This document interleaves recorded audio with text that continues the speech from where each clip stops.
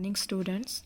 Our today's topic is a selection of English prose. So, बच्चे, what is prose? Always remember one thing. Novel, essays, short stories, and stories written in prose. So it's different from verse. It has different from arithmetically verse. So your first essay is With the Photographer by Stephen Leacock. Stephen Butler Leacock is a well-known humorist. मतलब काफ़ी एक हसाण वाला एक writer सीगा. Most of his essays and stories are best known humors which provide the reader with healthy amusement and entertainment. Generally, he chooses his topics from day-to-day incidents and presents them to the readers in his own style, and the reader can't help smiling and even laughing while reading his works. Generally ਕੀ ਸੀਗਾ ਵੀ ਇਹ ਆਪਣੇ ਜਿਹੜੇ ਐਸੇ ਸੀਗੇ ਇੱਕ ਤੋਂ ਚੂਜ਼ ਕਰਦਾ ਸੀਗਾ ਆਪਣੇ ਇੰਸੀਡੈਂਟਸ ਤੋਂ, ਆਪਣੇ ਪ੍ਰੈਜ਼ੈਂਟ ਟਾਈਮ ਦੇ ਵਿੱਚੋਂ, ਫਿਰ ਮਤਲਬ ਇਹ ਆਪਣਾ ਇੱਕ ਸਟਾਈਲ ਕ੍ਰੀਏਟ ਕਰਦਾ ਅਤੇ ਇਹਨਾਂ ਨੂੰ ਰੀਡਰਸ ਅੱਗੇ ਜਾ ਕੇ ਮਤਲਬ ਆਪਣੇ ਅੱਗੇ ਜਾ ਕੇ ਪ੍ਰੈਜ਼ੈਂਟ ਕਰਦਾ ਅਤੇ ਮਤਲਬ ਜਿਹੜਾ ਇੱਕ ਰੀਡਰ ਸੀਗਾ, ਜਿਹੜੇ ਮਤਲਬ ਆਪਾਂ ਹੈਗੇ ਆ ਮੈਨੂੰ ਰੀਡ ਕਰਨ ਵਾਲੇ ਦੀਆਂ ਐਸੇਜ਼ ਨੂੰ, ਸਟੋਰੀਜ਼ ਨੂੰ, ਆਪਾਂ ਮਤਲਬ ਬਿਨਾਂ ਸਮਾਈਲ ਕਰੇ ਰਹਿ ਹੀ ਨਹੀਂ ਸਕਦੇ, ਬਿਨਾਂ ਆਪਾਂ ਹੱਸੇ ਰਹਿ ਹੀ ਨਹੀਂ ਸਕਦੇ ਹੈਗੇ while reading his works. With the Photographer is also a humorous story. ਇਹ ਕੀ ਹੈ, ਕਾਫੀ ਇੱਕ humorous story ਹੈਗੀ ਹੈ by Stephen Leacock in which he tells about his encounter with the photographer. ਜਿਹਦੇ ਵਿੱਚ ਆਪਣੇ ਤੇ ਆਪਣੀ ਇੱਕ encounter ਦੀ ਗੱਲ ਕਰਦਾ with the photographer ਦੇ ਨਾਲ. When he goes to him for his photograph to be taken, the writer tells when he went to a photographer's shop to get his photograph taken, the photographer didn't show any enthusiasm. Writer ਦੱਸਦਾ ਕਹਿੰਦਾ ਇੱਕ ਵਾਰ ਜਦੋਂ photographer ਦੀ shop 'ਤੇ ਗਿਆ, ਉਹਨੇ ਦੇਖਿਆ ਕਿ ਉਹਨੇ ਫੋਟੋਗ੍ਰਾਫਰ ਨੂੰ ਕਿਹਾ ਕਿ ਮੇਰੀ ਪਿਕ ਲੈਣੀ ਹੈ, ਵੀ ਮੈਂ ਫੋਟੋ ਕਰਵਾਉਣੀ ਹੈ ਆਪਣੀ, ਤਾਂ ਕਹਿੰਦੇ ਫੋਟੋਗ੍ਰਾਫਰ ਨੇ ਕੋਈ ਵੀ ਆਪਣਾ ਇੰਟਰਸਟ ਸ਼ੋਅ ਨਹੀਂ ਕੀਤਾ. ਮਤਲਬ ਉਹਨੂੰ ਲੱਗਿਆ ਵੀ ਉਹਦੇ ਵਿੱਚ ਕੋਈ ਵੀ ਐਂਥੂਇਜ਼ਮ, ਕੋਈ ਵੀ ਜੋਸ਼ ਨਹੀਂ ਹੈ, ਕੋਈ ਵੀ ਜੀਲ ਨਹੀਂ ਹੈਗਾ. ਠੀਕ ਹੈ, ਵਰਡਸ ਤੁਸੀਂ ਬੱਚੇ ਆਪਣੇ ਸਰਚ ਕਰ ਸਕਦੇ ਹੋ, ਠੀਕ ਹੈ, ਆਪਣੇ ਨੋਟ ਕਰ ਸਕਦੇ ਹੁੰਦੇ ਹੋ. ਮਤਲਬ ਵੋਕੈਬਲਰੀ ਆਪਣੀ ਵਧੀਆ ਹੋਣੀ ਚਾਹੀਦੀ ਜਦੋਂ ਆਪਾਂ ਕੁਛ ਰੀਡ ਕਰਦੇ ਹੁੰਦੇ ਹੈਗੇ, ਤਾਂ ਕਿ ਆਪਾਂ ਨੂੰ ਅੰਡਰਸਟੈਂਡ ਕਰਨ ਦੇ ਲਈ ਆਪਾਂ ਨੂੰ ਵਾਰ-ਵਾਰ ਫੋਨ ਜਾਂ ਫਿਰ ਆਪਾਂ ਨੂੰ ਡਿਕਸ਼ਨਰੀ ਨਾ ਯੂਜ਼ ਕਰਨੀ ਪਵੇ. He appeared to be a disappointed man who was slightly bent. ਮਤਲਬ ਕਹਿੰਦੇ ਵੀ ਉਹਨੂੰ ਲੱਗਿਆ ਵੀ ਉਹ ਕਾਫੀ ਡਿਸਅਪੋਇੰਟ ਮੈਨ ਹੈ ਵੀ ਜਿਹੜਾ ਮਤਲਬ ਕੋਈ ਵੀ ਕੰਮ ਕਰਨ ਲਈ ਮਤਲਬ ਉਹ ਵਾ ਸਲਾਈਟਲੀ ਮਤਲਬ ਬਹੁਤ ਹੌਲੀ ਇੱਕ ਦਿਨੇ ਬਹੁਤ ਸਲਾਈਟਲੀ ਬੈਂਟ ਹੋਇਆ ਝੁਕੇ ਕੰਮ ਕਰਨ ਦੇ ਲਈ. He told the writer to sit and wait. ਉਹਨੇ ਰਾਈਟਰ ਨੂੰ ਕਿਹਾ ਕਿ ਰੁਕੋ, ਸਿਟ, ਠੀਕ ਹੈ, ਬੈਠੋ ਐਂਡ ਵੇਟ ਕਰੋ. And he went inside the studio, ਤਾਂ ਆਪ ਸਟੂਡੀਓ ਦੇ ਅੰਦਰ ਚਲਾ ਗਿਆ. The writer had to wait for an hour before the photographer called him in and asked him to sit down. Then he rolled a machine into the middle of the room and crawled into it from behind. ਫਿਰ ਮਤਲਬ ਉਹ ਇੱਕ machine ਲੈ ਕੇ ਆਇਆ ਉਹ room ਦੇ ਵਿੱਚ, ਉਹਨੇ ਮਤਲਬ ਵੀ ਕਰੋਲ ਕਰਕੇ ਉਹਦੇ ਅੰਦਰ ਗਿਆ, ਰੇਂਗ ਕੇ, ਜਿਵੇਂ ਇੱਕ ਸਨੇਕ ਕਰੋਲ ਕਰਕੇ ਜਾਂਦਾ ਹੁੰਦਾ. After observing the writer minutely, he came out and declared that the face was quite wrong. ਉਹਨੇ ਕਿਹਾ ਕਿ ਫੇਸ quite wrong ਹੈ. The writer ਕੀ ਕਰਦਾ, ਐਗਰੀ ਕਰਦਾ. The photographer said that he thought the face would be better 3/4 full. ਉਹਨੇ ਕਿਹਾ ਕਿ photographer ਨੇ ਉਹਨੂੰ ਦੱਸਿਆ ਵੀ ਉਹ ਸੋਚਦਾ ਹੈ ਵੀ ਜਿਹੜਾ ਫੇਸ ਹੈਗਾ ਵੀ ਜੇ ਉਹ 3/4 ਹਿੱਸਾ ਫੁੱਲ ਹੁੰਦਾ ਤਾਂ ਸ਼ਾਇਦ ਉਹ ਜ਼ਿਆਦਾ ਵਧੀਆ ਲੱਗਦਾ. Getting encouragement, the writer started commenting on faces. ਮਤਲਬ ਵੀ ਉਹਨੂੰ ਲੱਗਿਆ ਵੀ ਹਾਂ ਵੀ ਸ਼ਾਇਦ ਮੈਂ ਸਹੀ ਕਹਿ ਰਿਹਾ, ਉਹਨੇ ਫੇਸ 'ਤੇ ਕੀ ਹੈ ਕਮੈਂਟ ਕਰਨਾ ਸ਼ੁਰੂ ਕਰਤਾ. But the photographer stopped listening. Photographer ਨੇ ਕੀ ਕੀਤਾ, ਉਹਨੂੰ ਸੁਣ ਨਹੀਂ ਸੀ ਰਿਹਾ. He came over the writer ਤੇ ਆਇਆ and took his head in his hands and twisted it sideways. ਮਤਲਬ ਉਹਨੇ ਫੇਸ ਦੇ ਆਸ-ਪਾਸ ਐਵੇਂ ਹੱਥ ਲਗਾਉਣੇ ਸ਼ੁਰੂ ਕਰਤੇ, ਟਵਿਸਟ ਕਰਨਾ ਸ਼ੁਰੂ ਕਰਤਾ. The writer jokingly commented that he thought he meant to kiss him. After examining writer's face, he signed and started having another took from behind the machine. ਇਸ ਤੋਂ ਬਾਅਦ ਕੀ ਸੀਗਾ,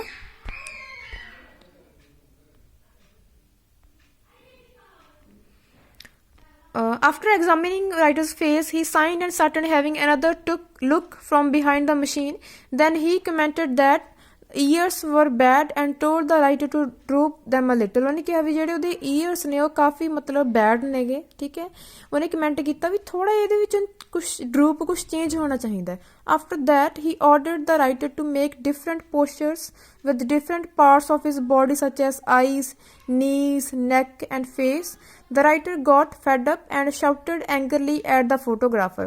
ਦਿਸ ਫੇਸ ਇਜ਼ ਮਾਈ ਫੇਸ, ਤੇ ਮਤਲਬ writer ਨੂੰ ਕਿਸੇ ਗੁੱਸਾ ਆ ਗਿਆ, ਉਹ ਕਾ ਫੈਡ ਅਪ ਹੋ ਗਿਆ, ਮਤਲਬ ਉਹ 'ਤੇ ਚਿल्लाया, ਉਹ ਸ਼ਾਊਟਡ ਕੀਤਾ ਉਹਨੇ ਗੁੱਸੇ ਦੇ ਵਿੱਚ ਐਂਗਰੀਲੀ। ਦਿਸ ਫੇਸ ਕਹਿੰਦਾ is my face, it's not yours, it's mine, I have lived with it for 40 years and I know its faults, I know it's out of drawing, I know it was not made for me, but it's my face. All of sudden there was a sound of a click, ਕਹਿੰਦੇ ਸਾਰਾ ਕੁਛ ਠੀਕ ਹੈ ਹੋ ਗਿਆ, ਇੱਕ click ਦੀ ਇੱਕ sound ਹੋਈ। The photograph was taken, photo ਕੀ ਹੈ ਲਈ ਗਈ। The photographer told the writer to come on Saturday to see the proof of photograph, ਉਹਨੇ ਕਿ ਤੂੰ ਸੈਟਰਡੇ ਆਇਓ ਆਪਣੀ ਫੋਟੋ ਦੇਖਣ ਦੇ ਲਈ।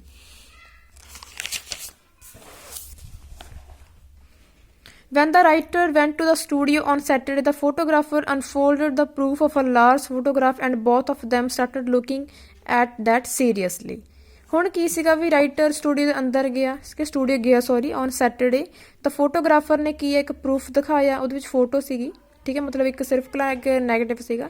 ਦ ਰਾਈਟਰ ਵਾਸ ਸਰਪ੍ਰਾਈਜ਼, ਰਾਈਟਰ ਕਿ ਕਾਫੀ ਸਰਪ੍ਰਾਈਜ਼ ਹੋਇਆ, ਉਹਨੇ ਪੁੱਛਿਆ is it me कि ये मैं हाँ। the photographer assured him that that was his photograph। the writer hesitatingly told that the eyes didn't look very much like his own eyes।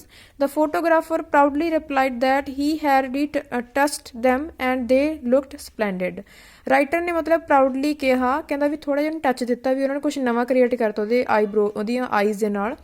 The writer agreed but said that even eyebrows in the para photograph were not like his own। The photographer's reply was that he had removed the original eyebrows and drawn a line to make these look beautiful।